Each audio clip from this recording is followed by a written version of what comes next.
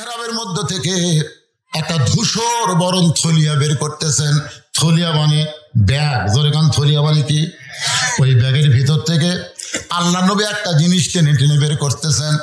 প্রত্যেকটা সাহাবী তাকায় দেখে জিনিসটার কিছুই না, জিনিসটা হলো নবীর পরনের একটা জুব্বা। ওসমান করে বলে, ইয়া রাসূলুল্লাহ, জীবনে কত জুব্বা আপনার দেখলাম, আপনি পরে আমাদের সামনে নামাজ পড়ালেন, আজকে এই জুব্বা দেখানোর মধ্যে কি ওয়াজ হুজুর বলেন? আল্লাহ রাসূল বললেন, সাহাবীরা শোনো, এই জুব্বা যেটা তোমাদেরকে দেখাইতেছে এটা দুনিয়ার কোনো সাধারণ জুব্বা নয়। এই জুব্বা পরে আমি কাবার পাশে ঘুমিয়েছিলাম, ফেরেশতা জিবরাইল আমাকে ঘুম থেকে চেতন করলো। জমজমের কোফের পানি দিয়ে ওযু করানোর পরে এই জুব্বা পরা অবস্থায় যে জুব্বা তোমাদেরকে দেখাইতেছি, এই জুব্বা পরে আমি বোরাকের পিঠে চললাম। এই জুব্বা পরে আমি বাইতুল মুকাদ্দাসে গেলাম, 2 রাকাত নামাজের ইমামতি করলাম। এই জুব্বা পরে 7 আসমান পাড়ি দিয়া আল্লাহর আরশে গেলাম। যেই জুব্বা তোমাদের দেখাইতেছি, এই জুব্বা পরে আমি জান্নাতের মধ্যে ঢুকেছি, এই জুব্বা পরে জাহান্নামের মধ্যে ঢুকেছি, এই জুব্বা পরে আমার আল্লাহর সঙ্গে আমার মিরাজ হয়েছে। এই জুব্বা পর অবস্থায় আল্লাহ তাআলা আমাকে 5 ওয়াক্ত নামাজ দিয়েছে। এই জুব্বা পরে বাইতুল মামুরের মধ্যে আমি ফেরেশতাদের ইমামতি করেছি। আমি নবী মিরাজ পাড়ি দিয়ে আসার পরে এই দামি জুব্বা আর কোনোদিন আমি নিজে পরি নাই। এই জুব্বাটা এই থলিয়ার মধ্যে যত্ন করে রেখে দিয়েছি। আমি নবী চলে যাব, কিন্তু এত দামি জুব্বা নিয়ে যাব না। এই জুব্বাটা তোমাদের মধ্যে কাউরে না কাউকে আমি নিজের হাতে পরায়া দিব। লিল্লাহি আল্লাহ নবী বলেছেন, তোমাদের মধ্যে কাউকে না কাউকে এই জুব্বাটা আমি নিজের হাতে পরায় দেব। প্রত্যেকটা সাহাবী জুব্বার দিকে লুলুপ দৃষ্টিতে তাকায় আছে। লুলুপ বোঝেন না? যেই জুব্বা পরে নবী বাইতুল মুকাদ্দাসে নবী রাসূলের ইমামতি করছে, যেই জুব্বা পরে বাইতুল মামুরের মধ্যে ফেরেশতাদের ইমামতি করেছে, যেই জুব্বা পর অবস্থায় আল্লাহর সাথে মেরাজ হলো, যেই জুব্বা পরে আল্লাহ নবীকে 5 ওয়াক্ত নামাজ দিল, এই দামি জুব্বা নবী কোন সাহাবীকে দিবেন? কে এমন জুব্বা পেয়ে নিজের জীবনকে ধন্য করবে? সবাই যখন চিন্তা করতেছে, এমন সময় নবীর পাশে একজন সাহাবী বসে মনে মনে চিন্তা করে, এই জুব্বা বুঝি নবী আমাকেই পরাই দিবে। এই সাহাবীর নাম হলো হযরত আবু বকর। জোরে বলেন, নাম কি? আল্লাহ রাসূল বলেছেন, আল্লাহর পরে এই দুনিয়াতে কেউ যদি আমার আপন থাকে, সেই সাহাবীর নাম হলো আবু বকর। আল্লাহর পরেই এই দুনিয়াতে কেউ যদি আমার বন্ধু থাকে, সে বন্ধুর নাম হলো হযরত আবু বকর। সাহাবী বললেন, ইয়া রাসূলুল্লাহ, আবু বকর আল্লাহর পরে আপনার বন্ধু কেমনে হলো? রাসূল বললেন, তাহলে শোনো, একদিন বলেছিলাম গভীর রাতে মক্কা থেকে মদিনায় হিজরত করা লাগবে, কবে করা লাগবে সেই দিনক্ষণ কিছুই বলি নাই। কিন্তু এই কথা বলার 6 মাস পরে আল্লাহ যখন আমাকে হিজরতের হুকুম দিল, আমি চুপি চুপি আবু বকরের ঘরের দরজায় আস্তে করে একটা ঠোকা দিলাম, সঙ্গে সঙ্গেই দরজা খুলে গেল। রাসূল বললেন, আবু বকর, এই গভীর রাতে তোমার দরজা আসতে কি আগে থেকেই তুমি জানতে? আবু বকর বলে, রাসূলুল্লাহ, ওই যে কয়েক মাস আগে বলেছিলেন একদিন গভীর রাতে আমাকে সঙ্গে করে আপনি হিজরতে মদিনায় যাবেন, সেদিন থেকে আজ পর্যন্ত কোনো রাত্রিবেলা ঘুমাইনি, বরং মাসের পর মাস সারা রাত আমি দরজায় দাঁড়িয়ে থাকি। রাসূল বললেন, চলো যাই। আবু বকরকে সঙ্গে করে নিয়ে গিয়ে নবী গেলেন গারে সুর। মাটি থেকে 5600 ফুট উপরে একটা গর্তের মধ্যে নবী আর আবু বকর আত্মগোপন করলেন। বাজান, গর্তের গরমে নবী এক সময় একটু দুর্বল হয়ে আবু বকর উরাতটাকে বালিশ বানায় নবী ঘুমায় গেলেন। নবী যখন ঘুমায় গেছে, আবু বকর গুনগুন করে একটা গান গাইতেছে, শিশুকালে মইরা গেছে মা, গর্ভে থাকতে মরছে পিতা, নবী চোখে দেখলেন না।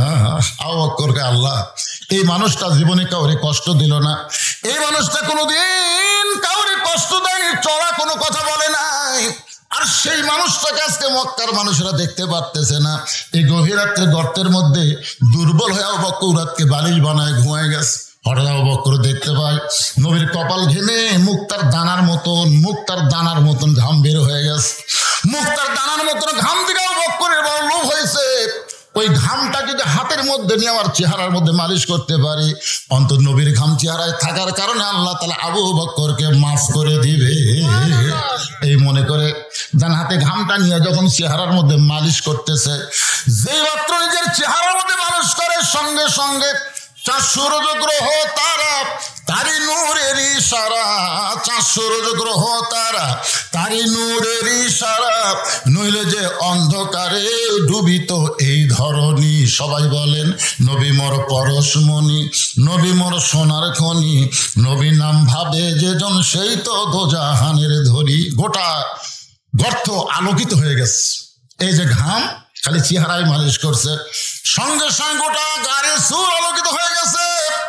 হঠাৎ আবু বকর দেখতে পায় তার বাম সাইডে 2 হাত উপরে একটা ছিদ্র, ওই ছিদ্র দিয়ে যদি কিছু বের হয়ে নবীকে কামড় দেয়।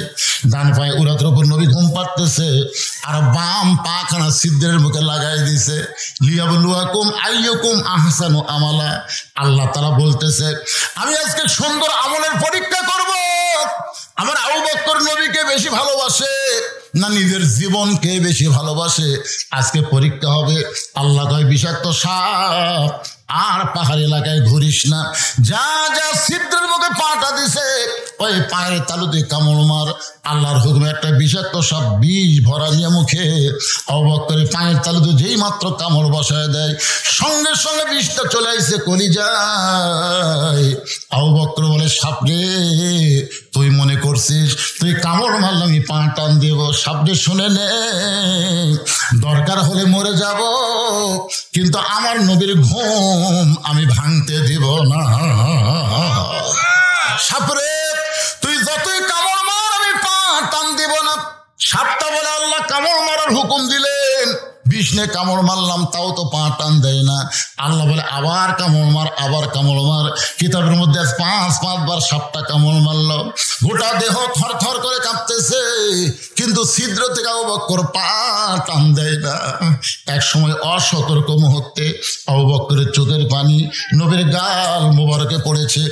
নবী চোখটা খুলে বলে আবু বকর বাড়ির কথা মনে করে কাঁদতেছো, বিয়ে বাচ্চার কথা মনে করে কাঁদতেছো? আবু বকর নবীর হাতটা এনে বুকের মধ্যে ঢুকায় বলে নবী গো, এই বুকটা ছিঁড়ে যদি আপনাকে দেখাইতাম তাহলে দেখতে পারতেন আমার বুকের মধ্যে আল্লাহ নবী ছাড়া আর কারো জায়গা নাই। তাহলে কেন কাঁদতেছো? বলে ছিদ্রে নবী পাটা দিয়ে কি যেন বারবার কামড় দেয়। নবী হাঁসকা টান মারে, সাপটা বের হয়ে আল্লাহ নবীকে সালাম দেয়, নবী সালামের উত্তর দেয় না। সাপটা আবার সালাম দেয়, নবী সালামের উত্তর দেয় না। আল্লাহর হুকুমে সাপটা বলে নবী গো, আপনারে সালাম দিলাম কিন্তু সালামের উত্তর দিলেন না। নবী কয় সাপরে তুই আমার কলজায় কামড় মারবি আর আমারে সালাম দিবি, সালামের উত্তর হবে না। সব বলে নবী আমি কোনোদিন কামড়াতে পারি না, আল্লাহ যদি কামড়ের হুকুম না দেয়। আল্লাহ হুকুম দিয়েছে বলেই তো কামড় দিলাম। সঙ্গে সঙ্গে নবী বলে আল্লাহ আবু বকরকে নিয়ে আপনি হিজরতের হুকুম দিলেন, এই গাড়ির সুরের মধ্যে তার মৃত্যু আপনি কামনা কেন করলে? আল্লাহ বলে হাবিব আবু বকরের পরীক্ষা, Abu Bakr golden A plus পাইছে, আপনার মুখের থুতু মোবারক আপনার তালুতে লাগায় দেন, 20টা পানি হয়ে যাবে। 20টা যখন পানি হয়ে বলে আবু বকর একবার না 2 বার না 5 বার সাপটা কামড় মারলো। একটা বার কামড় দেওয়ার পরেই তো তুমি আমার ঘুম থেকে চেতন করতে পারতা, কিন্তু চেতন না করে 5টা বার সাপের কামড় কেন হজম করলে? আবু বকর বলে রাসূলুল্লাহ আমার জীবনের চাইতে আপনার ঘুমের দাম অনেক বেশি। আবু বকর মনে মনে চিন্তা করতেছে এই জুব্বা বুঝি নবী আমাকেই পরায় দিবে। আবু বকরের বাম পাশে একজন সাহাবী মাথা নিচু করে মনে মনে চিন্তা করে এই জুব্বা মনে হয় নবী আমাকেই পরায় দিবে।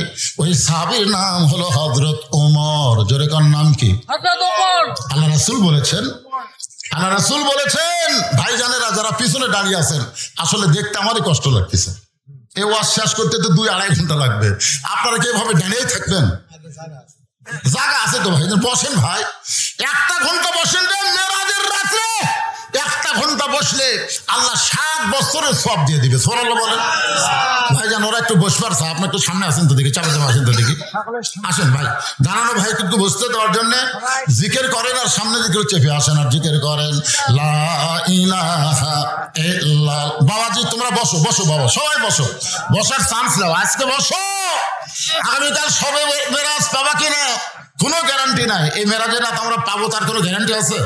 এই জন্য সবাই জিকির করার সামনে আসে লা ইলাহা ইল্লাল্লাহ, মহব্বতে লা ইলাহা ইল্লাল্লাহ, লা ইলাহা ইল্লাল্লাহ, লা ইলাহা ইল্লাল্লাহ, লা ইলাহা ইল্লাল্লাহ, লা ইলাহা ইল্লাল্লাহ, লা ইলাহা ইল্লাল্লাহ, লা ইলাহা ইল্লাল্লাহ।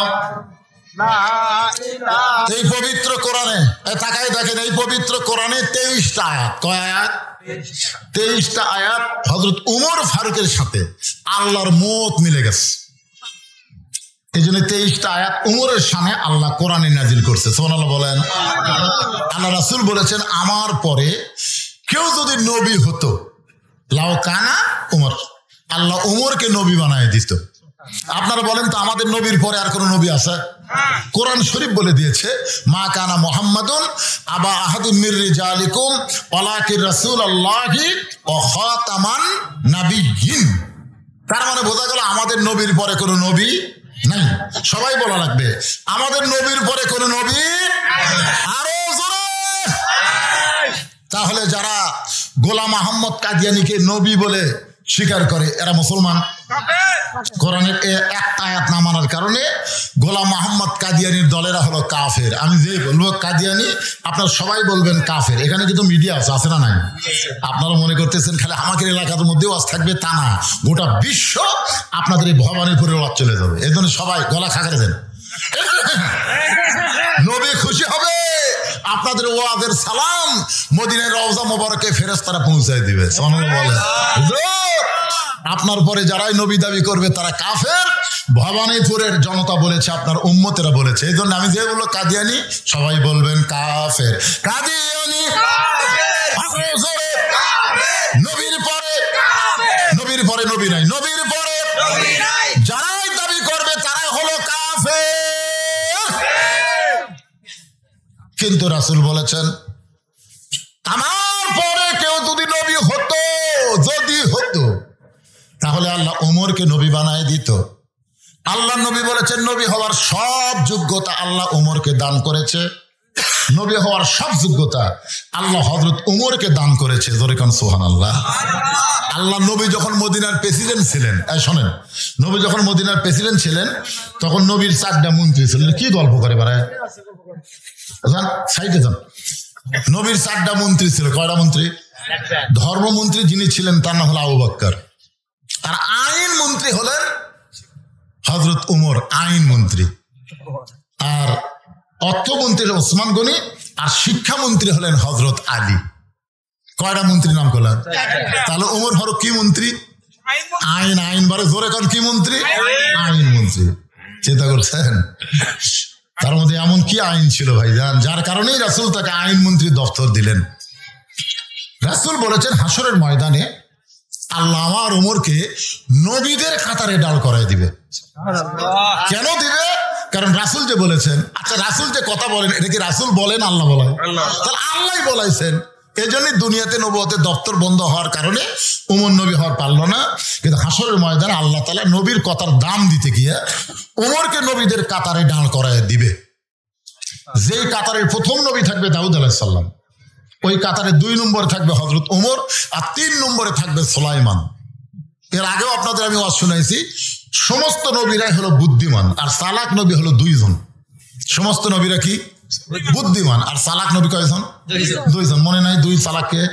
একটা হলো মুসা কালিমুল্লাহ, আর একটা সুলাইমান। বুদ্ধিমানের ব্যাখ্যা হলো আল্লাহ যা বলেছে সাথে সাথেই তাই মানছে, এটা হলো বুদ্ধিমান নবীর ব্যাখ্যা। আর চালাক নবীর ব্যাখ্যা হলো আল্লাহ বলেছে, মানছে ঠিকই, কিন্তু মানার আগে প্রশ্ন করছে, মানলে লাভ কি না মানলে ক্ষতি কি জানবার চাই। রাসূল বলেছেন যে আদম আলাইহিস সালামের জায়গায় যদি আল্লাহ মুসা নবীকে তৈরি করে বলতো ওই গাছের কাছে যাওয়া চলবে না, তাহলে মুসা নবী বলতো, আল্লাহ যার কাছে যাওয়াই চলবে না সেটা ভালো জায়গা রাখো না, কারণ জান্নাত একটা ভালো জায়গা। তো ভালো জায়গা খারাপ গাছ রাখলে কেন? আর খারাপ গাছ যখন রাইতেছো তাহলে সেটা আমাকে জবাব দিবা না কেন? এরকম নানা ধরনের প্রশ্ন হতো। কারণ চালাক হওয়ার কারণে। জোরে কোন কি হওয়ার কারণে? তাহলে 1 নম্বর চালাকের নাম কি? মুসা কালিমুল্লাহ। 2 নম্বর চালাক নবী সুলাইমান।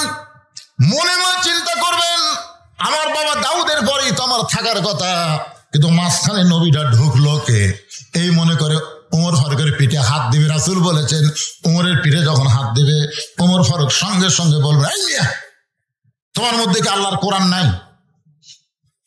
অলিমান খাফা মাকাম রাব্বিহি জান্নাতান। আল্লাহর সামনে দণ্ডায়মান হওয়াকে ভয় করে আসামির কাতারে নত জানু হয়ে যারা দাঁড়িয়ে যাবে, আল্লাহ দাঁড়ানো দেখি তাদেরকে 2টা জান্নাত দিয়া দিবে। আর তুমি আমার পিঠে হাত দিয়ে বলতে তো, কোন নবী ভাই, কোন নবী ভাই? আমি কোনো নবী টবি না, আমার নাম হলো উমর, আমার নাম ওমর। সুলাইমান কয়, কেরি যতগুলো নবী আল্লাহ দুনিয়াতে পাঠাইছে সব নবীর নাম তো আমি জানি, কিন্তু ওমর নামে তো কোনো নবী নাই। ভাইজান, আপনি যদি ওমর হন তাহলে নবীর কাতারে কেন দাঁড়ালেন? আপনার সামনে যিনি দাঁড়াইছে তিনি আমার বাবা দাউদ আলাইহিস সালাম, আর আমার নাম হলো সুলাইমান। সঙ্গে সঙ্গে রাসূল বলেছেন, ওমর 2 হাত এভাবে জোর করে বলবে, সুলাইমান নবী গ, আমি বড় বেয়াদবি করেছি, এইটা নবীর কাতার আমি জানি না, আমাকে আল্লাহর হস্তে মাফ করবেন। এইবারে নবীর কাতার যখন ছাড়তে যাবে, আল্লাহ বলবে, ওমর নবীর কাতার দাম রাখতে গিয়া তোমাকে নবীদের কাতারে দাঁড় করাইছি, কাতার ছাইরো না। ওমর তখন বলবে, আল্লাহ খালি নবীর কথার দাম রাখলে হবে না, আমি ওমরের কথারও দাম রাখা লাগবে। আল্লাহ বলবে, ওমর তুমি আবার কি কথা বলতে চাও? ওমর বলতেছে, আল্লাহ নবীর কাতারে দাঁড় করাইয়া ওমরকে খুশি করতে পারবেন না, ওমর বিশ্ব নবীর উম্মতের কাতারে দাঁড়াতে চায়। নবী না হয়ে দুনিয়ার, না হয়ে ফেরেশতা আল্লাহর, হয়েছি উম্মত আপনার, তার তরে শুকুর। 1000 বার চলবে না, এখন কোটি বার, তার তরে শুকুর কোটি বার। সে মোর মনে মনে বলতেছে, দুব্বা নবী আমাকে হয়তো পড়ায় দিবে। ওমর ফারুকের ডান পাশে একজন মাথা নিচু করে কাঁদতেছে, আর জুব্বার দিকে একবার তাকায়, আবার নিচের দিকে তাকায়, ছোট বাচ্চার মতন কান্দে। এই জুব্বা বুঝি নবী আমাকে পড়ায় দিবে। তার নাম হলো ওসমান গনি। ভাগ্য গুণে নবীর ডবল জামাই, নবীর ডবল জামাই। প্রথম বিয়ে করেছিলেন নবীর এক মেয়েকে। আমার মায়েরা তো বলে ফাতেমার অসুন বর্ষা, মায়েরা শোনেন, নবীর মেয়ে কি একটা নাকি? নবীর মেয়ে হলো 4টা। যেখানেই যাই কয়, হুজুর ফাতেমা রস করবেন কে? আজকে রোকেয়া রস শোনো, রোকেয়া রোকেয়া আছে, কুলসুমা আছে, জয়নাব আছে, ফাতেমা আছে, খালি ফাতেমা, খালি ফাতেমা। রোকেয়া ওসমান গনির সঙ্গে প্রথম বিয়ে হলো। এক সময় রোকেয়াকে নিয়ে আল্লাহ নবী ওসমানকে বললেন, হিজরত কর আবিসিনিয়ায়। নবীর মেয়েদের মধ্যে সবচাইতে রোগা এবং দুর্বল ছিল রোকেয়া। সে রোকেয়াকে নিয়ে ওসমান গনি আবিসিনিয়ার দিকে পথ ধরলেন। আবিসিনিয়া পাওয়ার পরে রোকেয়া একটু অসুস্থ হয়ে গেলেন। রাসূলের কাছে খবর দেওয়া হলো, আপনার মেয়ে রোকেয়া তো অসুস্থ অবস্থায়। রাসূল বললেন, তাহলে আবিসিনিয়া থেকে তাকে মদিনায় হিজরত করো। ওসমান গনি নবীর মেয়ে রোকেয়াকে নিয়ে আবিসিনিয়া থেকে যখন মদিনার পথে রওনা দেয়, পথের মাঝখানে অসুস্থ বেশি হয়ে রোকেয়া দুনিয়া থেকে বিদায় নেয়। ওসমান গনি একা একা মদিনায় চলে গেলেন। আল্লাহ নবী যখন মদিনায় হিজরত করে আবু আইয়ুব আনসারীর বাড়িতে, তিনি তলব করলেন, ওসমান এবং আমার মেয়ে রোকেয়াকে আমার কাছে নিয়ে আসো। আজ অনেকদিন হলে রোকেয়াকে আমি দেখতে পাইনি, আমার মেয়েটাকে দেখে কলিজা শান্তি করতে চাই। কিছুক্ষণ পর ওসমান গনি একাই উপস্থিত হলেন। রাসূল বলে, ওসমান তুমি একা কেন আইলে, আমার মেয়েটা কোথায়? বলে, ইয়া রাসূলুল্লাহ, আমি আগে মনে মনে চিন্তা করেছিলাম আপনি সবই জানেন, কিন্তু এখন দেখতেছি আপনি জানেন না। আল্লাহ জানাইলে আপনি জানেন। আপনার মেয়ে রোকেয়া আবিসিনিয়া এবং মদিনার মাঝখানে পথে অত্যন্ত অসুস্থ হয়ে দুনিয়া থেকে বিদায় হয়ে গেছে। এই বলে ওসমান গনি নবীর পায়ের কাছে বসে কান্না শুরু করে দিলেন। রাসূল মাথায় হাত দিল, ওসমান আমার মেয়ে মারা গেছে বলে তুমি কি কাঁদতেছ? তুমি কি রোকেয়ার জন্য কাঁদতেছ? তুমি যে কি কারণে কাঁদো আমি নবী জানি, কারণ তুমি আমার জামাই থেকে দূরে যাবে। না রে ওসমান, না, আমার একটা মেয়ে চলে গেলে কি হবে? আমার এখনো আর একটা মেয়ে কুলসুম আছে, ওই কুলসুমার সঙ্গে তোমাকে বিয়ে দিয়ে তোমাকে আমার জামাই করে রাখতে চায়। এই জন্য হচ্ছে ডবল জামাই, জিন নুরাইন, দুইটা নূরের অধিকারী। জোরেকন সুবহানাল্লাহ। ওসমান গনি আর একটা ডিগ্রি হলো গানি। একদিন আল্লাহ রাসূল বলে, ওসমান আল্লাহ তোমাকে কত সম্পদ দিছে, তুমি কি হিসাব জানো? ওসমান বলে, হুজুর একটা হিসাব অবশ্য আছে, মানে আমার যত সম্পদ সব গুদামের মধ্যে আছে, আর ওই গুদামে তালা দেওয়ার পরে যে চাবিগুলো আছে, এই চাবিগুলো টানতে একটা উট হিমশিম খায়। মানে উটের ফিটের উপর আমি চাবিগুলো রাখি, উটটা চলতে চলতে এক সময় ক্লান্ত হয়ে যায়। তাহলে চিন্তা করে দেখেন, তালা কড্ডি গুদাম কড্ডি, চিন্তা করছেন? খালি চাবি বোঝেন না আপনারা, চাবি বোঝেন না, তালার চাবি টানতে একটা উট হিমশিম খায়। রাসূল একটু মুচকি হাসিতে বলে, ওসমান আল্লাহ যদি তার সমস্ত সম্পদ ফেরত চায়, মনে করো তোমার যত সম্পদ আল্লাহ তোমাকে দিয়েছে, সম্পদ যদি আল্লাহ ফেরত চায় তুমি কি করবে? সঙ্গে সঙ্গে ওসমান গনি ওই চাবি বহন করা উটটা সহ নবীর হাতে দিয়ে দিলেন। নবী ওসমান কি কয়, হুজুর সবই দিয়ে দিলাম, এমনকি উটটাও পর্যন্ত দিয়ে দিলাম। নবী কয়, ওসমান কি কয় কি কন? চাহিদা মাত্র আর বাহককে দিতে বাধ্য থাকিবে, সম্পদের মালিক তা আমি না, আল্লাহ আমাকে দিছে, আল্লাহ আমার চাষে। সব দিয়ে দিলে তোমার থাকলো কি? আমার এখনো দুটো জিনিস খালি কলজার মধ্যে জল জল করে জ্বলতেছে, এইদিকে আছে আল্লাহ, এইদিকে আছে নবী, আমার আর কি লাগবে? নবী আসমানের দিকে তাকালেন, আকাশের দিকে তাকালেন, আল্লাহ আল্লাহ এই ওসমানকে আমি কি দিব আল্লাহ? আল্লাহ বলে, আপনাকে দেওয়া লাগবে না, আমার গানি ডিগ্রি আমি ওসমানকে দিয়ে দিলাম। জোরে করে সুবহানাল্লাহ। সে ওসমান গনি মনে মনে চিন্তা করতেছে, এই জুব্বা বুঝি নবী আমাকেই পরায় দিবে। ওসমান গনি কিন্তু বিশ্বাস করে সম্পদের মালিক মানুষ না, সম্পদের মালিক হলো আল্লাহ। আমার সামনে যারা বসে আওয়াজ শুনতেছেন, আপনাকে বিশ্বাস কি? আল্লাহ। সবাই বলতেছে না আল্লাহ। একেবারে আপনার পকেটের যে টাকা আছে, এই টাকার মালিক কে? আল্লাহ। এটার মালিক আল্লাহ। এটাকে বিশ্বাস করে বলতেছেন না মুখে মুখে? সমস্ত সম্পদের মালিক আল্লাহ। কারা কারা বিশ্বাস করে? দুই হাত তোলা, আল্লাহকে একটু দেখান তো দেখি। হাত নামান। আমি সব দিবার বলতেছি না, এজ এ মুরব্বী, এজ এ বাবা, এখন ওঠেন না, পারে এই সময় উঠলে হবে না। লাভ দিয়ে উঠছে, উঠুক, অসুবিধা নেই, হয়তো কোনো জরুরি কল আছে যার কারণে মুরব্বী উঠছে, অসুবিধা নাই। ভাইজান, এই যুবকেরা যে 10টা বছর হলে মাহফিল করতেছে, এরা কি ভালো কাম করতেছে না খারাপ কাম করতেছে? ভালো কাম যদি করে থাকে, এখন আপনাদের কাছে যাবে, সব দেওয়া লাগবে না।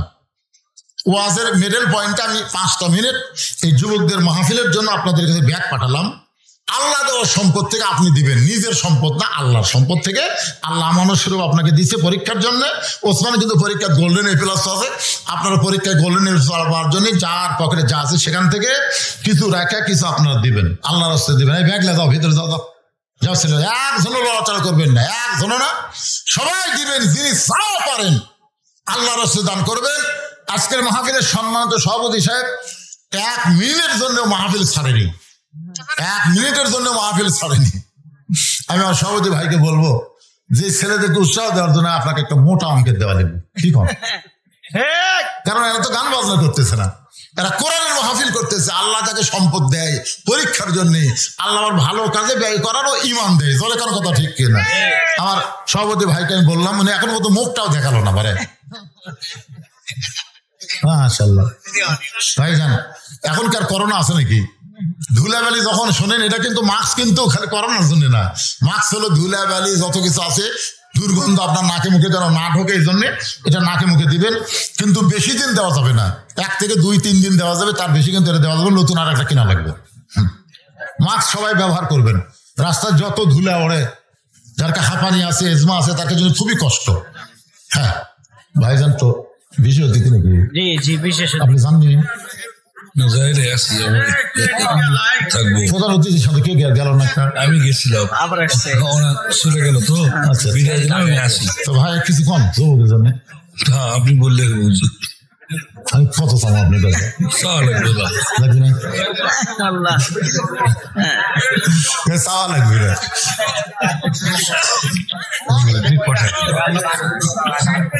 ব্যাগের মধ্যে টাকা দিচ্ছে না, খালি দৌড়াচ্ছে ব্যাগলে রে। মেয়েদের মধ্যে ঘুমাল গেছে। হ্যাঁ, মেয়েদের মধ্যেও গেছে। আমার মায়েরাও দান করবেন। মায়েরা আমাদের কোনো ওয়াজই করেন, শুরু করছি মা, আপনাকে ওয়াজ শুরু করছি ইনশাআল্লাহ। খুশি হয়ে দিয়ে দেন। মায়েদের মধ্যে আমার মায়েরা দান করবেন। ছেলেকেরা গান বাজনা না করে কোরআনের তাফসীর করতেছে। আজকে মেরাজের রজনীতে মা, বড় ফজিলতের রাত। এই রাতে আপনি দান করলে আল্লাহ খুশি হবেন। আপনারা সবাই দান করবেন। একটা পবিত্র রাতে দান করা থেকে নিজকে বিরত রাখবেন। যা পারেন 10, 20, 50, 100 খবরদার আপনি না দিয়ে ব্যাগকে ঘুরে দিয়েন না। শেষে আপনি নিজেই ঘুরে দেবেন, বুঝলেন? এই জন্য সবাই দেন, কিঞ্চিত হলেও দেন, কিন্তু বঞ্চিত করেন না। 5 মিনিট আদায়ের পরে আমি আবার আলোচনায় ফিরে আসবো ইনশাআল্লাহ। দেন, সবাই দেন, সবাই দেন। কে ছেলেরা কোথায় গেল রে? এই কাফিলার ছেলেরা কোন জায়গায়? ব্যাগগুলো কুটি যাবি? হ্যাঁ, ব্যাগগুলো সব পেজের উপর চলে আসবে ইনশাআল্লাহ।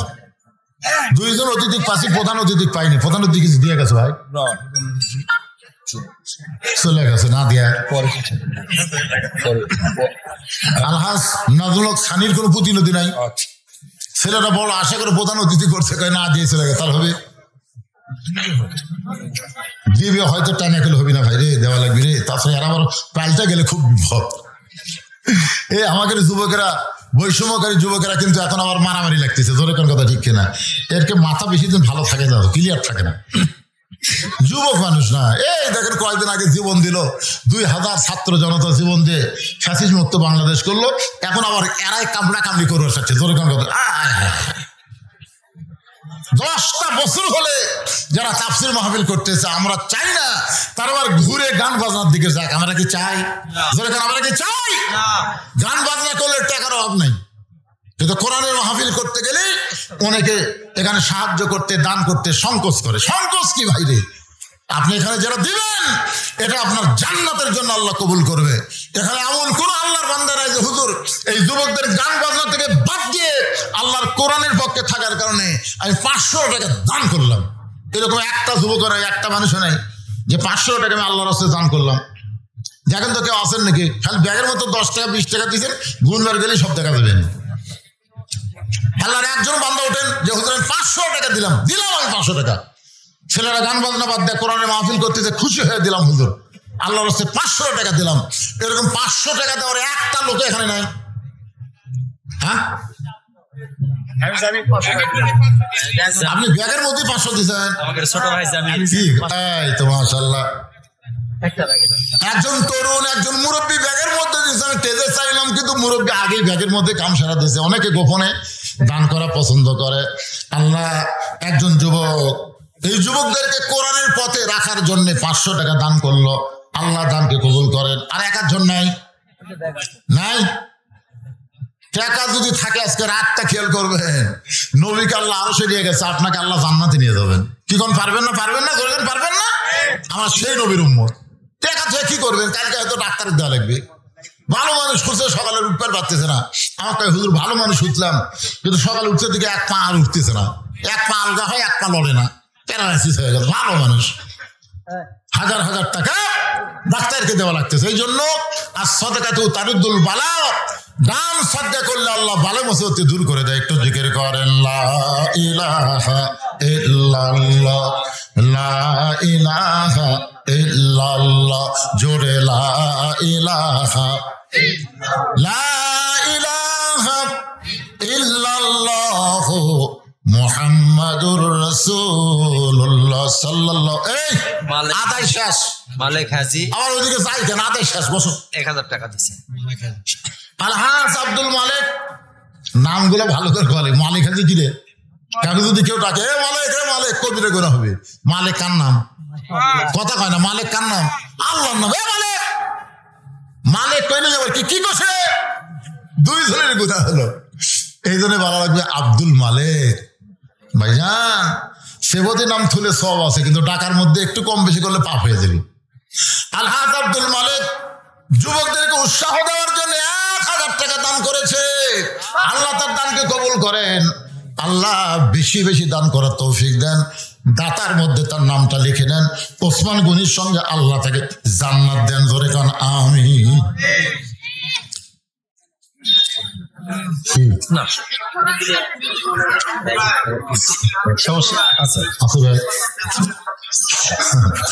এখন মানে হিরোইন খোর, গাঁজা খোর, আফিম খোর, আবা খোর, বাবা খোর বেশি হচ্ছে। ধরে কোন ঠিক কিনা? কিছুদিন আগে এক মা মেয়েদের কাছে আদায় করে যাতে মেয়েরা করছে আমাকে তো আদায় করে নিয়ে গেছে। মাহবিল কমিটি কয় আমাকে তো কেউ আসেনি, কে গেল? এরা না যাতে একদল তুলে আউট। কি মনে করতেছেন ভাই রে? আবাখর বাবাখর এগুলো সব খরচ বন্ধ করার গেলে এই বর্তমানে আইন দেওয়া হবে না, আল্লাহর কোরআনের আইন লাগবে। ধরে কোন কথা ঠিক না? কোরআন খালি ওয়াজ শোনার মধ্যে রাখেন না। লিয়াবলুয়াকুম আইয়ুকুম আহসানু আমালান ওয়াহুয়াল আজিজুল গফুর। আমার মায়েরা যারা পর্দার অন্তরে শোনেন, নবীর দুইটা মেয়েকে বিয়ে করেছেন ওসমান গনি। সর্বসাকল্যে নবীর মেয়ে হলো 4টা। রোকেয়াকে বিয়ে করেছিল আগে, রোকেয়া যখন মারা গেল তারপরে কুলসুমারে বিয়ে করছে। একসাথে করা জায়েজ? একসাথে 2 বোনকে বিয়ে করা জায়েজ? জোরে বলবেন জায়েজ? আচ্ছা জায়েজ নাই, এটা আমরা সবাই স্বীকার করলাম। নাই, আসলে জায়েজ নাই। কিন্তু এক বোনকে বিয়ে করছে, আর একটা যুবতী বোন, বইয়ের একটা যুবতী বোনকে নিয়ে দুলা ভাই ফিল্ডিং মারতেছে। ফিল্ডিং ডানা পার্কের মধ্যে, তারপর আরো কি পার্ক সব আছে এদিকে, বহু পার্ক, পার্কের মধ্যে ফিল্ডিং মারতেছে। এটা মারা জায়েজ? এক তো গত বছর দেখেছি, স্বাস্থ্য ভালোই মাশাআল্লাহ। যদি অসুখ হয় আল্লাহ যেন ভালো করে দেয়। জোরে করে আমিন। আল্লাহ তোমাকে ভালো করে দেবে ইনশাআল্লাহ। আল্লাহ পারে না কি কোন পারে কি পারে না? ছেলেটার জন্য প্রাণ খুলে দোয়া করবেন। দেখেন সময় নাই, প্রাণ খুলে দোয়া করো। আল্লাহ, আরে আল্লাহ তুমি দেখছো বাপ মাকে দিয়েছো কলিজা জুড়ে, সে সন্তান অসুস্থ হয়ে থাক, বাপ মা চাই না। আল্লাহ আমরা এতগুলো মানুষ আজকে চাচ্ছি এই বাচ্চাটাকে যেন আগামী বছর আবার আমরা সুস্থ দেখতে পাই। জোরে করে আমিন। কি সুন্দর শুনতেছে, প্রত্যেকটা কথায় হুঁকারি ধরতেছে। আমার মায়েরা শোনেন, আপনাদের একটু ওয়াজ করব। 2 বোনকে একত্রে বিয়ে করা জায়েজ নাই। এক বোনকে বিয়ে করে আর একটা বোনকে নিয়ে ফিল্ডিং মারাও জায়েজ নাই। যারা মেয়ের বাপ আছে, আমি কিন্তু মেয়ের বাপ হচ্ছি বলে কি মরছি নাকি? যারা মেয়ের বাপ আছেন তাদের আমি পায়ে হাত দিয়ে বলতেছি, একটা মেয়েকে যখন বিয়ে দিচ্ছেন, আর একটা মেয়ে যদি যুবতী থাকে খবরদার ওই জামাইয়ের আশেপাশে যাবার দিবেন না। মেয়েদের জন্য, পুরুষ মানুষের মধ্যে 2টা কাল সাপ আছে মেয়েদের জন্য। এই মায়েরা শোনেন, ভালো করে শোনেন। মেয়েদের জন্য পুরুষের মধ্যে 2টা কাল সাপ। কাল সাপ বোঝেন? একটা হলো দুলা ভাই আর একটা হলো দেওরা। তো মেয়েরাই কেন চিল্লাচিল্লি করতেছে নাকি?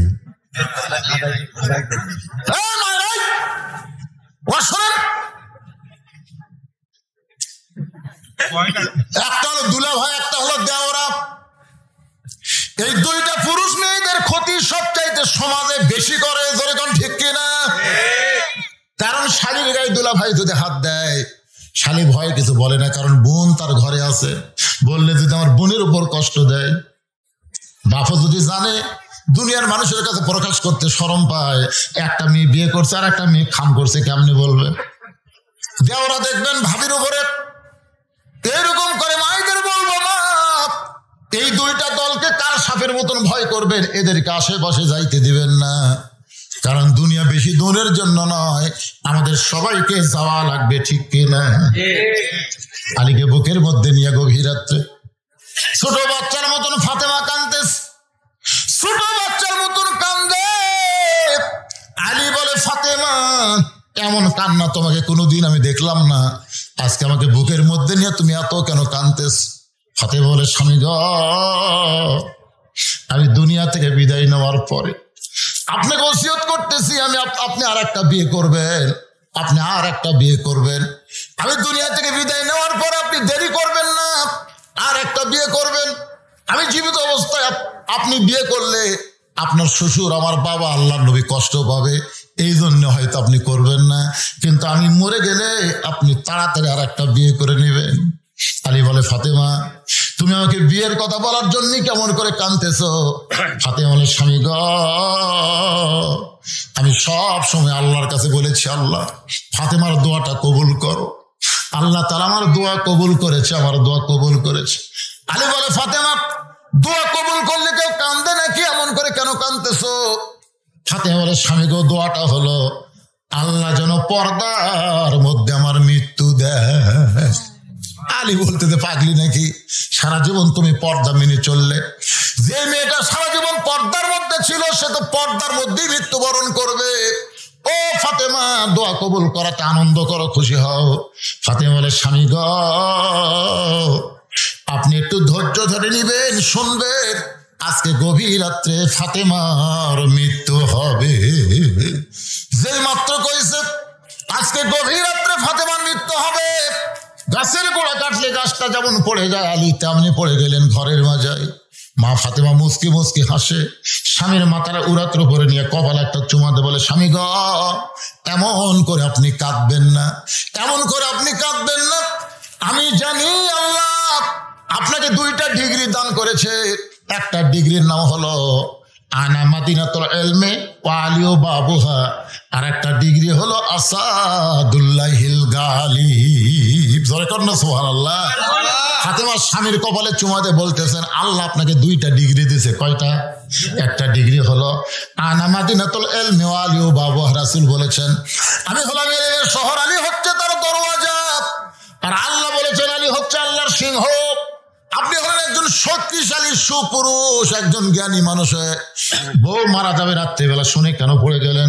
আপনি কি জানেন না এ দুনিয়া থাকার জায়গা না? আপনি কি জানেন না এই দুনিয়া থাকার জায়গা নয়? এই দুনিয়াতে আসলে সবাইকে যাইতে হবে। আচ্ছা, আপনাদের এই বিশ্বাস আছে যে দুনিয়া থাকার জায়গা না, আসলে যাইতে হবে? এই বিশ্বাস যদি থাকে ভাইজান, তাহলে আমাদের সবাইকে মিলে এই কোরআন শুধু ওয়াজ শুনবো না, বাস্তব জীবনে আল্লাহর কোরআনকে আমরা গ্রহণ করব। রাজি আছেন? প্রয়োজন হলে আল্লাহর কোরআনের জন্য কারা কারা জীবন দিতে প্রস্তুত? 2 হাত তুলে আমার আল্লাহকে দেখান। লিল্লাহি তাকবীর। হাত নামান। প্রয়োজন হলে, প্রয়োজন হতেও পারে, পারে কি পারে না? জোরে কম। কারণ কোন সময় কেউ চাবে না যে বাংলার জমিন কোরআন দিয়ে চলুক, এটা অনেকেই চাবে না। কারণ কোরআন দিয়ে চললে আবু জেহেলের নেতৃত্ব থাকবে না, তো আব্দুলের এতিমপোলা নেতা হয়ে যাবে, ঠিক কিনা বলেন? এই জন্য অনেকেই চাবে না ভাইজান। কথাটা কেন করলাম একটু খেয়াল করেন। আসাদুল্লাহিল গালিব হযরত আলী, সমস্ত জ্ঞানীর জ্ঞানী হযরত আলীকে বলতে যে, ফাতেমা আমার স্বামী, আমি দুনিয়া থেকে বিদায় নেওয়ার পর আমার 3টা চাওয়া কিন্তু আপনাকে পুরা করা লাগবে। যেই বলছে 3টা চাওয়া পুরা করা লাগবে, আলী ছোট বাচ্চার মতন কাঁদতে, ফাতেমা দুনিয়াতে গরিব ছিলাম বলে তোমারে কিছুই দিবার পারলাম না, গরিব ছিলাম বলে দুনিয়াতে তোমাকে কিছুই দিবার পারি নাই। আল্লাহ রাসূল কিন্তু ফাতেমাকে বলেছে, ফাতেমা কোনো কিছুর জন্য আলীকে যেন কষ্ট দিও না, আলীকে কষ্ট দিও না ফাতেমা। যদি তোমার কোনো কিছু দরকারি হয় তুমি আমার কাছে যেও, আমার কাছে বলো, আমি বাবা হিসাবে যতদূর পারি তোমাকে চেষ্টা করব, কিন্তু খবরদার আমার আলীকে যেন কষ্ট দিও না। সুবহানাল্লাহ খান। যার কারণে ফাতেমা কোনদিন স্বামীকে কষ্ট দেয় নাই। একদিন গভীর রাত্রে ফাতেমা হযরত আলী ঘুম থেকে চেতন পাইছে। গভীর রাত্রে ঘুম থেকে চেতন পায়, দেখে হাসান হোসেন ঘুম পাড়তেছে, ওদের মাঝখানে ওদের মা ঘুমাইছে, মা তার নাই। 2 বেটা ঘুম পাড়তেছে, মাঝখানে মা নাই। আলীর মনে সন্দেহ হয়ে গেল, এই গভীর রাত্রে ফাতেমা কোথায় গেল? দরজার দাঁড়ায় দেখে ফাতেমা কালো চাদর গায়ে দিয়া খুব দ্রুত গতিতে হাঁটতেছে মদিনার ভিতরে। আলীর মনে সন্দেহ হলো, স্বামী ঘুমের মধ্যে রাইকা, সন্তানকে ঘুমের মধ্যে রাইকা ফাতেমা কোথায় যাবে? নিরাপদ দূরত্ব বজায় রেখে পিছনে পিছনে হাঁটতেছে। আল্লাহর নবী যেই ঘরে ঘুমায় ওই ঘরে জানলার পাশে ফাতেমা দাঁড়াইছে। বাবা, আজকে মা যদি দুনিয়াতে জীবিত থাকতো আপনার কাছে আমাকে আশা লাগতো না, কারণ সন্তান মায়ের কাছে যত কথা বলতে পারে বাবার কাছে তত কথা বলতে পারে। জোরে বলেন, পারে নাকি? পারে। মা যদি আজকে আমার জীবিত থাকতো বাবা, এই গভীর রাত্রে আপনার কাছে আশা লাগতো না? বাবা গো, যদি আপনি চেতন থাকেন ফাতেমার জন্য একটু দরজা খুলে দেন। হযরত আলী দূর থেকে দেখে নবী যখন দরজা খুলে দিছে, ফাতেমা ঘরের মধ্যে যাওয়ার সাথে সাথে আলী দৌড়ে গিয়ে জানলার কাছে কানটা লাগায় শুনতেছে, দেখে বাপ বেটির মধ্যে আমার বিরুদ্ধে কোনো কথা হয় কিনা। রাসূল বলে, ফাতেমা এই গভীর রাত্রে তুই একা একা কেন আইছিস মা? আমার আলীকে ও ঘরের মধ্যে আসতে বল। জোরে কারণ সুবহানাল্লাহ। যে বলেছে তুই একা একা কেন আইছিস ঘরের মধ্যে, আমার আলীকেও ঘরের মধ্যে আসতে বল। হযরত আলী জানলার কাছ থেকে চমকে উঠছে, আমি যে জানলার কাছে নবীকে জানলো নাকি? ফাতেমা বলে, বাবা আপনার জামাই কেমনে আসবে বাবা? আপনার জামাই ঘুমের মধ্যে আছে, হাসান হোসেন ঘুমের মধ্যে আছে, এই মুহূর্তে আমি একা একা আপনার কাছে আইছি বাবা, মেহেরবানি করে একটু ঘরে বাতি জ্বালান, মেহেরবানি করে একটু ঘরে বাতি জ্বালান। রাসূল বলে, ফাতেমা যদি আলী চেতন পায় তাহলে অবশ্যই তোকে সন্দেহ করবে, কি বলবি বল, তাড়াতাড়ি বলে যা। ফাতেমা বললেন, বাবা বহুদিন বলেছি কাম হয় নাই, আজকে রাতের বেলা একটু আপনাকে দেখাবার চাই। রাসূল যেই মাত্র ঘরে বাতি জ্বলাইছে, সঙ্গে সঙ্গে ফাতেমা দুইটা হাত নবীর সামনে বাড়ায় দেয়। নবী বাতির আলোতে দেখতে পায় ফাতেমার দুইটা হাত গোস্তের টুকরার মতন লাল দেখা যায়। ফাতেমা রে, তোর হাতের চামড়া কোথায়? দুইটা হাত গোস্তের মতো কেন দেখতে পায়? ফাতেমা বলে, বাবা জাতা ঘুরাইতে ঘুরাইতে হাতের মধ্যে ফসকা পড়ে গেছে বাবা, এরপর পুরাতন জাতা ঘুরাইতে গিয়া আমার হাত ফেটে রক্ত বের হয়ে গোটা হাত দুইটা গোস্তের মতো। এই গভীর রাত্রে আপনার কাছে আইছি বাবা, মেহেরবানি করে 3 দিনের জন্য একটু খাবার দিবেন, 3টা দিনের জন্য খাবার দিবেন, আমার হাসান হোসেন যেন না জানে, আমার স্বামী যেন না বুঝতে পারে। সঙ্গে সঙ্গে রাসূল ঘরের কোনায় গিয়ে বলে, আল্লাহ আজকে তোমার যদি মেয়ে থাকতো আর মেয়ে এসে যদি তোমার কাছে এইভাবে হাত দেখাতো, বলো আল্লাহ বলো তোমার কেমন কষ্ট হইতো। লাম ইয়ালিদ ওয়া লাম ইউলাদ, তোমার সন্তান নাই, তুমি কারো সন্তান না। আল্লাহ গো, দুনিয়ার কত ধনী ধনী যুবক আমার কলিজার টুকরা ফাতেমার বিয়ে করতে চাইছিল, কিন্তু তুমি আল্লাহ এমন গরিব ঘটকে, এমন গরিবের সঙ্গে ঘটকালি করলাম, সে আলীর সঙ্গে বিয়ে দিলাম, আমার ফাতেমার জীবনে কোনো শান্তি নাই। এই কথা যেই মাত্র নবী বলেছে, সঙ্গে সঙ্গে ফাতেমা মাথায় ঘোমটা দিয়ে ঘর থেকে বাইরে যায়। রাসূল বলে, ফাতেমা আমি তো তোর বিরুদ্ধে বলিনি মা, তুই কেন ঘর থেকে বাইরে গেলি? ফাতেমা বলে, বাবা আপনি একদিন আমাকে বলেছিলেন আল্লাহর পরে কাউকে যদি সেজদা দেওয়ার হুকুম থাকতো তাহলে প্রত্যেকটা বিবিকে বলতাম স্বামীর পায়ে সেজদা করো। সেই দিন থেকে আমার স্বামী আলীকে আল্লাহর পরে সবচাইতে বেশি ভালোবাসি।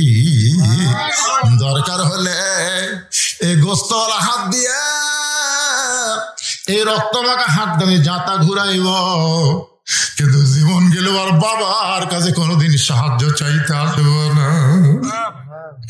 এই বলে ফাতেমা যখন একা একা মরুভূমির মধ্যে দৌড়াই, হযরত আলী পিছনে পিছনে দৌড়ায়, বলে আল্লাহ কি বউ পাইলাম, ভাগ্য করে কি পাইলাম, এত কষ্টের পরও স্বামীর কাছে কোনোদিন বায়না ধরে না। আলী কান্দের বলে, ফাতেমা রে দুনিয়ার জীবনে কিছুই চাইলা না, আজকে গভীর রাত্রে মারা যাবে, তুমি কি চাইবা ফাতেমা?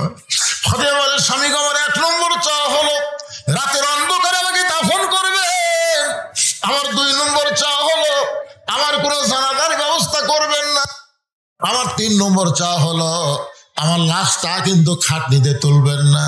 তবে স্বামী আমি হিসাব করে দেখলাম 4 জন মানুষ খাটনি কান্দে নিবে, এমন 4 জন মানুষ দুনিয়াতে নাই। কারণ আমার বাবা যদি আজকে দুনিয়াতে থাকতো, মারা মেয়ের লাশের খাটনি বাবা কান্দে নিবার পারত। আমার হাসান হোসেন যদি বড় হইতো, মায়ের লাশের খাটনি কান্দে নিবার পারত। কিন্তু আমার বাবা 6 মাস আগে দুনিয়ার সবাইকে ফাঁকি দিয়া বিদায় নিয়েছে।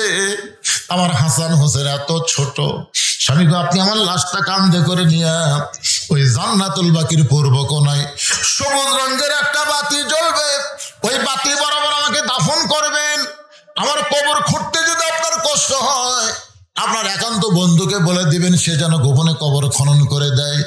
কবর যখন খনন হলো, হযরত আলী ফাতেমার লাশটা নেওয়ার জন্য ঘরের মধ্যে ঢুকে দেখে ফাতেমা নিজে নিজেই গোসল করেছে। ফাতেমাকে দুনিয়ার কেউ গোসল করে গোসল করেছে, নিজে নিজে কাপড়ের কাপড় পরে ডান হাতের নিচে হাসান, বাম হাতের নিচে হোসাইনকে ঘুমায় দিয়া ফাতেমা চিরতরে দুনিয়া থেকে বিদায় নিয়েছে। হযরত আলী মুখটা কাফন দিয়া ঢেকে কান্দে করে নিয়ে ওই জান্নাতুল বাকির পূর্ব কোণায় সবুজ রঙের একটা বাতি জ্বলতেছে, যেই বাতির কোনো তার নাই, যেই বাতির কোনো সুইচ নাই, বিনা তারে বিনা সুইচ আল্লাহ অটোমেটিক ভাবে জ্বলায় দিচ্ছে। ওই আলোর নিচে ফাতেমাকে দাফন করে যেই মাত্র দাফন কাজ শেষ হয়ে গেল, আলী বলতেছে আল্লাহ আমার ফাতেমাকে তুমি কবুল করে নাও। যেই মাত্র বাতি নিভে গেছে, সঙ্গে সঙ্গে তাকায় দেখে সামনে কয়েকটা পুরাতন কবর। এখনই ফাতেমার কবর দেওয়া হলো, সেই নতুন কবর গেল কোন জায়গায়? আলী বলতেছে আল্লাহ আমার ফাতেমার নতুন কবর কোথায় গেল? গোটা জান্নাতুল বাকি দৌড়ায়, ফাতেমার কবর, ফাতেমার কবর। কে যেন বলে আলী ফাতেমা পর্দা নিশি, আমি আল্লাহ জহুরা ডিগ্রি দিয়া ফাতেমার কবরটাকে কিয়ামত পর্যন্ত পর্দা করে দিয়েছি। আমার মায়েরা, শুধু ফাতেমার শুনলে হবে না, মা ফাতেমার মতন আপনাদেরকে পর্দা করতে হবে। মা মেয়েদের যে যতই আমল থাক, পর্দা যদি না থাকে কোন আমল আল্লাহ কবুল করবে না। মেয়েদের 1 নম্বর আমল হলো পর্দা, সব সময় পর্দার ভিতরে থাকবেন। 2 নম্বর আমল হলো স্বামীর কথা মতো চলবেন, স্বামীর খেদমত করবেন। তবে সব সময় খেদমত করা লাগবে না, স্বামী যখন খেদমত চাবে তখন আপনারা খেদমত করবেন। আমি মেয়েদেরকে বলতেছি, মায়েদেরকে বলতেছি, স্বামী যখন খেদমত চাবে, আমার কথা কি বুঝলেন? স্বামী যখন খেদমত চাবে তখন খেদমত করা লাগবে, অযথা খেদমত করা যাবে না। অতি ভক্তি চোরের লক্ষণ। দেখবেন অযথা এসে খেদমত করতেছে, কপাল টিপতেছে, পাকা হাঁকাচ্ছে। আপনি কোন কারেন্ট তো আছে, পাকা হাঁকা, কারেন্টের ফ্যান তো আমার শত্রু। ওই যদি আপনি বাতাস দেয় তা আমি জান্নাত কেন যাবো? ফ্যান বন্ধ করতে বাতাস করতেছে, এক হাতে কপাল টিপতেছে। স্বামী আল্লাহ রে, আমাকে এটা রাবিয়া বসরি হসে রে, হাই রে হাই। কিছুক্ষণ পরে কান দিচ্ছে, স্বামীকে কান্দ কে? কান্দে আর জোরে জোরে ফাঁকা খায়। স্বামীকে কি গো কান্দ কে? কান্দার কারণ হতো তোমার বুড়া বাপ আর তোমার বুড়ি মা। তুমি জানো, তুমি যখন ব্যবসা করবার যাও, চাকরি যাও, তখন তোমার বুড়ি মার বুড়া বাপ আমার কলজা চলে গেছে। এই বুড়া বুড়ি যদি থাক পারছো তাহলে আমার বাপের বাড়ি পাঠিয়ে দেব। আর আমার লিয়ে যদি সোনার সংসার করবার তো এই বুড়া বুড়ির বাদ দেওয়া লাগবি, অমা আলাইনা ইল্লাল বালাক। এখন তুমি কি কবা কও? স্বামী চিন্তা করতেছে কি বলি। তেমন সময় আল্লাহর কোরআন স্বামীর কাছে এসে বলতেছে, ওয়াকাদা রাব্বুকা আল্লা তা'বুদু ইল্লা ইয়াহু ওয়া বিল ওয়ালিদাইনি ইহসানা। জোরে কান সুবহানাল্লাহ।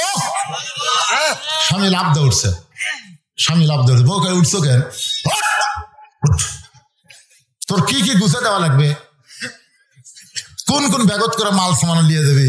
বউ কে কোথায় যাবো? তোর বাপের বাড়ি যাবো না, তোর বাপের বাড়ি যাবি না, যাবো তো। এই জন্য সব গুছিয়ে দিই, যা। তুই কি মনে করছিস তুই মরে গেলে বউ পাবো না? তো ছাড়া দিলে বইয়ের অভাব?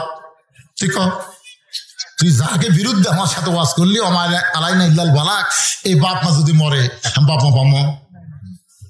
বাপ মা মরে গেলে বাপ মা পাওয়া যাবে না, বউ ছাড়িয়ে দিলে মরে গেলে বউয়ের অভাব নাই।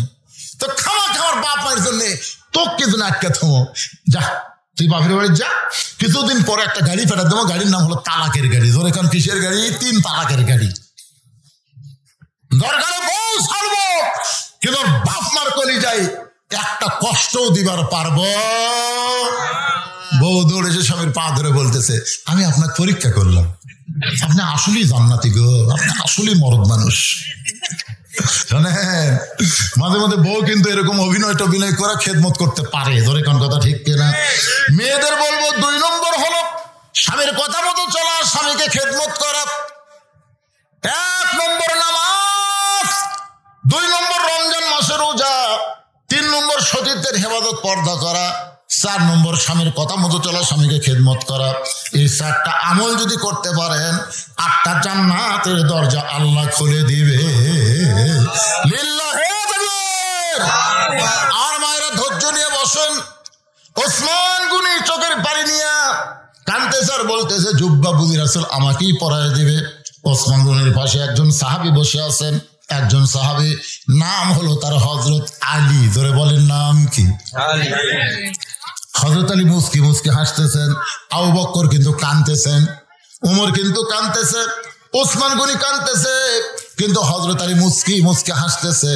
মুস্কি মুস্কি হাসার কারণ হলো আল্লাহ রাসূল বলেছেন আদম আলাইহিস সালাম থেকে কিয়ামত পর্যন্ত যত মানুষ দুনিয়াতে আসবে হযরত আলীর মতন এত বড় ডিগ্রি আল্লাহ কোন নবীকেও পর্যন্ত দেয়নি।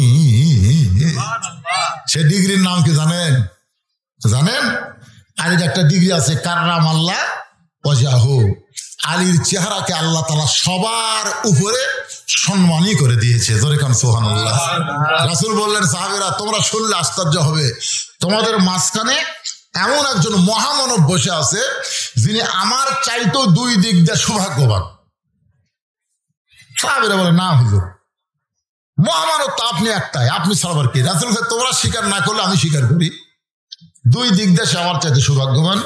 শুনে নাও, বাবা আদম থেকে আমি নবী পর্যন্ত প্রত্যেকটা নবীর বিবিরা জান্নাতি। আমার খাদিজা জান্নাতি, আমার আয়েশা জান্নাতি, আমার সালমা জান্নাতি, আমার হাফসা জান্নাতি। এভাবে নবীর বইয়ের কথা বলতেছেন, সব বিবি আমার জান্নাতি। কিন্তু জান্নাতি নারীদের নেত্রী কোন নবীর বিবি হবার পারল না। জান্নাতি নারীদের নেত্রী হবে সাইয়্যিদাতুন নিসা আহলুল জান্নাহ ফাতেমাতুজ জোহরা। আর কলিজার টুকরা ফাতেমা জান্নাতি নারীদের নেত্রী। এই জান্নাতি নারীদের নেত্রীর স্বামী যিনি, তিনি হলেন পৃথিবীর সৌভাগ্যবান স্বামী। ধরে কান্না সুবহানাল্লাহ। ওমর ফারুক বলে ইয়া রাসূলুল্লাহ, যোহর নামাজের প্রথম রাকাতে প্রথম সেজদায় 3 বার সুবহানাল আলা আমরা পড়ছি, আপনি সেজদা থেকে মাথা তুলছেন, কিন্তু প্রথম রাকাতে দ্বিতীয় সেজদার যায় 100 বার আমরা সুবহানাল আলা পড়ছি, কিন্তু আপনি সেজদা তোলেন না। দ্বিতীয় রাকাত ঠিক আছে, তৃতীয় রাকাত ঠিক আছে, চতুর্থ রাকাত ঠিক আছে, কিন্তু প্রথম রাকাতের এই দ্বিতীয় সেজদায় এত লম্বা হওয়ার কারণ কি? আল্লাহ রাসূল বলে সাহাবীরা তোমাদের সবার মনে কি হচ্ছিল? মনে করছে আপনি বোধহয় অসুস্থ হয়ে আছেন। তখন আমরা কি উঠে যে আপনার কি করি, কিন্তু সাহস পাচ্ছিলাম না। তোমরা কি মাথা তুলে কেউ টেরা টেরা করে দেখছে নাকি? না হুজুর, সে সাহস আমরা পাইনি। একতে যাই তো বিহাদ আল ইমাম বলে আমরা নিয়ত করছি, ইমাম যা করবে আমরাও তাই। আল্লাহ রাসূল বললেন তাহলে শোনো, তোমরা যখন সেজদার মধ্যে সবাই ছিলে ওই সময় আমার দুইজন পবিত্র তোমাকে সেজদার সামনে দিয়ে পুট করে আসে আমার পিঠের উপর দুইজনে বসে গেছে, দুই পবিত্র বসে আছে। এখন আমি নামাজরত অবস্থায় পিঠ থেকে ওদের নামাবার চাচ্ছি, কিন্তু নামাজের মালিক আমাকে বলতেছে ইয়া রাসূলুল্লাহ, এই দুইজন পবিত্র যতক্ষণ আপনার পিঠে বসে থাকবে আপনি খবরদার সেজদা থেকে মাথা তুলবেন না। আপনি এদেরকে যেমন ভালোবাসেন আমি আল্লাহ তেমন ভালোবাসি। ওমর ফারুক বললেন রাসূলুল্লাহ, হাসান হোসেনকে আপনি পবিত্র বলতেছেন? আল্লাহ নবী বললেন শোনো, জন্মের পর থেকে হাসান হোসেনকে আমি দেখেছি, এদের দুই ভাইকে এক মুহূর্তের জন্য আমি অপবিত্র হতে দেখিনি। সুবহানাল্লাহ কান না কান, সুবহানাল্লাহ কান। এখন হয়তো বলবেন হুজুর হাসান হোসেন কি পেশাব পায়খানা করে নাই? করছে। পেশাব পায়খানার মধ্যে যতক্ষণ ছিল তারপরে ওরা দুই ভাই আবার পবিত্র হয়ে গেছে জন্মের পর থেকে। মা খাদিজা বলতেছেন হাসান হোসেনের মা যখন আমার পেটের মধ্যে ছিল, হাসান হোসেনের মায়ের নাম কি? ফাতেমা। খাদিজা বলতেছে যখন আমার পেটে রোকেয়া ছিল, আমার পেটটার ওজন হয়ে গেল, পেটটাও বড় হলো, আমার পেটে ব্যথাও হলো। রোকেয়া যখন দুনিয়াতে ভূমিষ্ঠ হলো, আমার পেটে হাফসা আসলো। আমার পেটে যখন এই যে কুলসুম আসলো, কুলসুম আসার পরে পেটটা বড় হলো, পেটের মধ্যে ওজন হলো, পেটের ব্যথা হলো। এমন ভাবে নবীর 3টা মেয়ের কথা বলে খাদিজা বলতেছে ফাতেমা যখন আমার পেটে আসলো, আমার পেটের মধ্যে কোনো ব্যথা নাই, পেটটার মধ্যে কোনো ওজন নাই। নির্দিষ্ট সময় ফাতেমা যখন দুনিয়াতে ভূমিষ্ঠ হলো, আমি খাদিজা তাকায় দেখি আমার কোনো প্রসব বেদনা ছাড়াই আমার মেয়েটা তার ইজ্জতের উপরে 2টা হাত দিয়া এই দুনিয়াতে জন্ম নিল। আমি মা হইয়া ফাতেমাকে দেখতে পারিনি, সেই ফাতেমার গর্ভ থেকে 2টা সন্তান। রাসূল বলেন, সাহাবীরা নবীর বেটা নবী হওয়ার পরে কিন্তু জান্নাতি যুবকদের সর্দার, নবীর সন্তান হবে না, জান্নাতি যুবকদের সর্দার হবে আমার কলিজার টুকরা হাসান আর হোসাইন। এই হাসান হোসেনের বাবা যিনি, তিনি হলেন পৃথিবীর সৌভাগ্যবান বাবা। সাহাবীদের নিয়ে রাসূল খাওয়া দাওয়া করতেছেন, হঠাৎ খুরমা খেতে, শুকনা খাবার, সব সাহাবী বসে গেছেন। ডান পাশে আলী বসাইছেন, বাম পাশে ওসমানকে বসাইছেন, আর ওসমানের পাশে বসেছে হযরত উমর, আর আলীর পাশে বসেছে হযরত আবু বকর। আবু বকর আর উমর হচ্ছে রাসূলের শ্বশুর, সুবহানাল্লাহ বলেন, আর আলী আর ওসমান হলে রাসূলের জামাই। খুরমা খেজুরের একটা খাওয়া দাওয়া হচ্ছে, খুব আনন্দ নিয়ে নবী আমার খুরমা খেজুর খাচ্ছেন, আর আলীর সঙ্গে চট করে বিচি রাখতেছেন। আলী খুরমা খেজুর খায়, নিজের সামনে বিচি রাখে। এক সময় খুরমা খেজুর খুব খাওয়া হলো। রাসূল বললেন, তোমরা সবাই একটু দৃষ্টি করে তাকায় দেখো, আমার আলী জামাইয়ের খুব ক্ষুধা রে, একলা কতগুলো খেজুর খাচ্ছে, সামনে বিচির ঠিক। হযরত আলী দাঁড়িয়ে বললেন, আসলেই তাই, আমার শ্বশুর বাবা, আল্লাহ নবী যখন বলেছেন আমার ক্ষুধা বেশি, আমি আসলেই বেশি খাইছি, বেশি না খেলে বিচির ঠিক মুখের সামনে হয়। কিন্তু তোমরাই বলো বাবা জিরা, নবীর সাহাবীরা, তোমরাই বলো তো ক্ষুধা বেশি কার, যাই বিচি বার করা খায় না বিচি সহ খায়? কারণ বিচি সহ খাওয়া মানে কি এত খিদে যে বিচিটা বার করার টাইম পায় না। আল্লাহ নবীর সামনে তাকে দেখো, একটাও বিচি নেই, তাহলে খিদা কারো বেশি। সঙ্গে সঙ্গে নবী দাঁড়ালেন, আলীকে বলেন, আয় আয় আয় আমার কাছে আয়। আলীকে বুকের মধ্যে নিয়ে কখন একটা চুমোতে বললেন, আলী এই জুব্বাটা আমি তোর জন্যই রাখছি রে, এই জুব্বাটা তোরে পরায় দিয়ে ঘোষণা করলাম, আনা মাদিনাতুল ইলমে ওয়ালিও বাবুহা। লাইলাতুল মিরাজে শুধুমাত্র নামাজ না, নামাজ ছাড়া আল্লাহ গোপনে রাসূলকে এমন কিছু দিয়েছেন যেখানে আল্লাহ জিবরাইলকেও রাখতে পছন্দ করেনি। আল্লাহ নবী 2 জনা প্রেম করেছেন গোপনা, মাঝখানে তো অন্য কারো জায়গা ছিল না। জায়গা যদি থাকিত আল্লাহর আরশে নিত, দরজার বাইরে আল্লাহ ব্রেক করাতো না। সবাই বলেন, আল্লাহ নবী 2 জনা প্রেম করেছেন গোপনা, মাঝখানে তো অন্য কারো জায়গা ছিল না। কেউ কেউ তাফসীর কারক লিখেছেন এসে তাকে পানি ঘটতেছে, শিকল লড়তেছে। আবার কেউ কেউ বলেছেন এই মেরাজের রাতে রাসূল যতক্ষণ আল্লাহর কাছে ছিলেন দুনিয়ার 27 বছর সময় অতিবাহিত হয়ে গেছে। বাজান, এই মেরাজকে নিয়ে বহু নাস্তিক বহু কথা বলেছে, বহু কথা বলেছে। একটা নাস্তিক বলেছিল এইটা কেমনে সম্ভব হলো, পাশে থেকে পানি ঘটতেছে, শিকল লড়তেছে, এটা বিশ্বাস করা যায় না, এর মধ্যে 27 বছর কেমনে পাড়ি দিল। এই কথা বলে বউকে মাছ করতে বলে নাস্তিক গোসল করতে গেছে, গোসল করবার যা ডুব যা নবীর মধ্যে আর পুরুষ নাই, নারী হয়ে গেছে।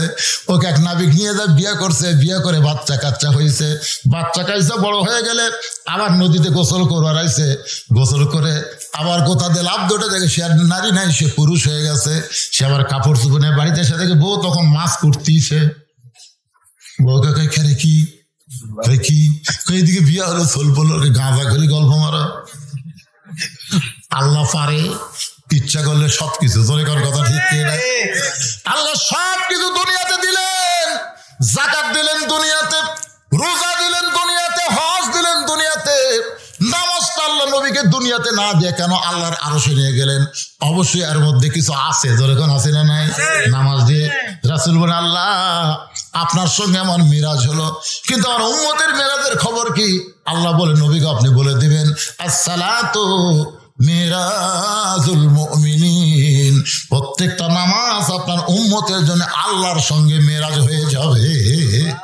এই জন্য রাসূল বুখারী শরীফের প্রথম হাদিসটা আপনারা দেখবেন, আনতাবুদুল্লাহ কাআন্নাকা তারাহু ফাইন লাম তাকুন তারাহু ফাইন্নাহু ইয়ারাকা।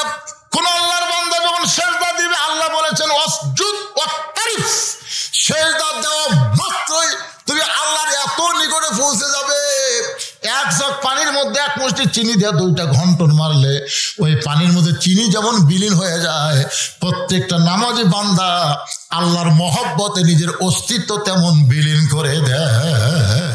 তাই যুবকদের বলবো, বাবা যুবকেরা, তাহলে 10ম বছর তাফসীরুল কোরআন মাহফিল করলে হবে না, এবার ওয়াদা দাও 5 ওয়াক্ত নামাজ আদায় করা লাগবে। যেরকম কথা ঠিক কথা বলে।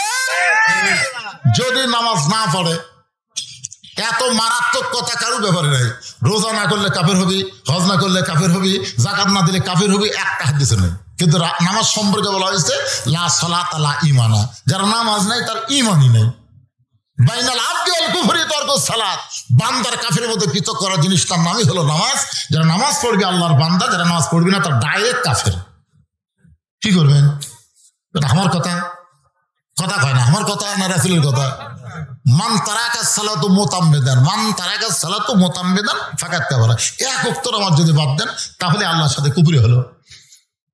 সোনার সানেরা যারা মাহফিল করলেন, কুটির এসে বাবা সোনারা কুটিরে নামাজ হচ্ছে ঠিক মতো, মাশাআল্লাহ। তাহলে মাহফিল করা সার্থক হবে ইনশাআল্লাহ। আল্লাহ যুবকদের জন্য আমরা প্রাণ খুলে দোয়া করব, সবার জন্য দোয়া হবে, প্রবাসীর জন্য দোয়া হবে, সবার জন্য দোয়া হবে। যারা মাহফিলের সর্বাত্মক চেষ্টা করেছেন সকলের জন্য প্রাণ খুলে আমরা দোয়া করব। অনেক মানুষ দাঁড়িয়ে থেকে বা শুনেছেন, শোনেন, অসুবিধা নেই। তারপরে তো শুনলেন, আলহামদুলিল্লাহ, ইস্তেগফার পড়েন। একজন উঠবেন না, মোনাজাত করবো। আজকে রাতের মোনাজাত আল্লাহ কবুল করতে পারে, পারে কি পারে না ভাইজান? গুরুত্ব দিবেন রাতকে। হ্যাঁ, সবাই ইস্তেগফার, আস্তাগফিরুল্লাহ রাব্বি মিন কুল্লি জামবি ওয়া আতুবু ইলাইহি, আস্তাগফিরুল্লাহ রাব্বি মিন কুল্লি জামবি ওয়া আতুবু ইলাইহি, লা হাওলা ওয়ালা কুওয়াতা ইল্লা বিল্লাহিল আলিয়্যিল আযীম। সকলে হাত তুলে আল্লাহুম্মা আমিন। আল্লাহুম্মা আনতাস সালাম ওয়া মিনকাস সালাম, তাবারাকতা ইয়া যাল জালালি ওয়াল ইকরাম। মাবুদ, কঠিন শীতের ভিতরে আরামের বাড়ি, আরামের ঘুম, ল্যাপ্ত সুখের মহব্বত কলিজা থেকে বের করে দিয়া আয় আল্লাহ তাআলা, এই জান্নাতের বাগানে বসে বসে আলোচনা শোনার শেষে তুমি গুনাহগারের সঙ্গে রহমতের দরজায় ফকির হয়ে দোকানে হাত তুলেছে। মেহেরবানি করে আজকের মাহফিল আমাদের সকলের হেদায়েতের জন্য, নাজাতের জন্য, জান্নাতের জন্য কবুল করো। এই মাহফিলের শুরু থেকে শেষ পর্যন্ত যত আলোচনা হয়েছে আল্লাহ, এর মধ্যে যদি ত্রুটি হয়, ভুল হয়, মাফ করে দিও। এর যা হাদিয়া মঞ্জুর করো। সোনার মদিনায় নবী পাকের রওজা মুবারকে আল্লাহ কবুল করে দিও। তামাম আম্বিয়ায়ে কেরাম, আসহাবে কেরাম, তাবিঈন কেরাম, তাবিঈন কেরাম, তামাম পৃথিবীর মাটির নিচে যত মুমিন মুমিনা আছে আল্লাহ, সকলের আরওয়াহ পরে হাদিয়া কবুল করো। ও মাবুদ, আমরা যারা হাত তুলেছি, আমাদের জনম দুঃখনী মা যাদের কবরে চলে গেছে, আল্লাহ মেহেরবানি করে মায়ের কবরকে জান্নাতের টুকরা বানিয়ে দাও। বাবার বাড়ি ঘর সবই আছে, এতিম করে দিয়ে বাবা এতিম হয়ে যাদের কবরে গেল, আল্লাহ মেহেরবানি করে বাবার কবরকে জান্নাতের টুকরা বানিয়ে দাও। কি লিখছে বাবা? এরা তো মোনাজাতের মধ্যে হয়। আল্লাহ তোমার বান্দারা অনেক টাকা পয়সা খরচ করে, অনেক ত্যাগ স্বীকার করে আজকের জান্নাতের বাগান লাগাই দিছে।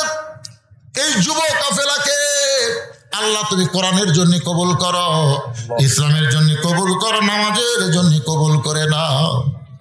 আজকের মাহফিলের সম্মানিত সভাপতিকে আল্লাহ তুমি কবুল করো। আল্লাহ আজকের মাহফিলের প্রধান অতিথি, বিশেষ অতিথি কবুল করো। আলেম ওলামাদের কবুল করো, হাফেজ কারি ইমামদের কবুল করো, হাজী সাহেবদের কবুল করো, মুরব্বীদের কবুল করো। খাস করে আমার মা বোনদের কাবেদা সালিহা পদ্মানজি কবুল করে মা ফাতেমার চরিত্র দিয়ে দাও। আল্লাহ, মঞ্চে বসে একটা ছেলে অসুস্থ, তার চেহারা দেখলেই বোঝা যায়। এছাড়াও যারা অসুস্থ অবস্থায় হাত তুলেছে, আমি নিজে অসুস্থ, আল্লাহ সবকে সুস্থতার নিয়ামত দান করে দাও। আল্লাহ, আমার প্রবাসী ভাইদের জন্য দোয়া চাওয়া হয়েছে। আল্লাহ, এদের মধ্যে অনেকে হয়তো দুনিয়া থেকে কবরে চলে গেছে। ও আল্লাহ, যেখানে থাক সুন্দর থাক। এই মাহফিলের জন্য যারা সর্বাত্মক সহযোগিতা করলো, মোনাজাতের সঙ্গে সঙ্গে আজকের মাহফিলের সমাপ্তি হয়ে যাবে। আগামী বছর পর্যন্ত আমরা বাঁচা থাকবো তার কোনো গ্যারান্টি নাই। আজকে পবিত্র রাতের ওসিলায় ভাই এই লাইলাতুল মিরাজের রাতে ওসিলা আল্লাহ আমাদের দোয়াকে কবুল করে নাও, আমাদেরকে 5 ওয়াক্ত নামাজি হওয়ার তৌফিক দাও আল্লাহ। কে কোন নিয়তে হাত তুলেছে সকলের নেক নিয়ত নিরাশকে আল্লাহ কবুল করো। সুবহান রাব্বিকা রাব্বিল ইজ্জাতি আম্মা ইয়াসিফুন ওয়া সালামুন আলাল মুরসালিন ওয়ালহামদুলিল্লাহি রাব্বিল আলামিন ওয়া হাক্কা লা ইলাহা ইল্লাল্লাহু মুহাম্মাদুর রাসূলুল্লাহ। চেয়ারে বসে নামাজ হবে কিনা? চেয়ারে বসে নামাজ হবে, বাড়িতে মসজিদ হবে না, কারণ কাতার সোজা করার জন্য চেয়ার চলবে না। মসজিদে নামাজ পড়লে জামাতে কাতার সোজা করা কারিবুল ফরজ, এই জন্য চেয়ার চলবে, বাড়িতে চলবে না। সুস্থ শরীরে বসে নামাজ হবে কিনা? সুস্থ শরীরে বসে নামাজ পড়বি কেন?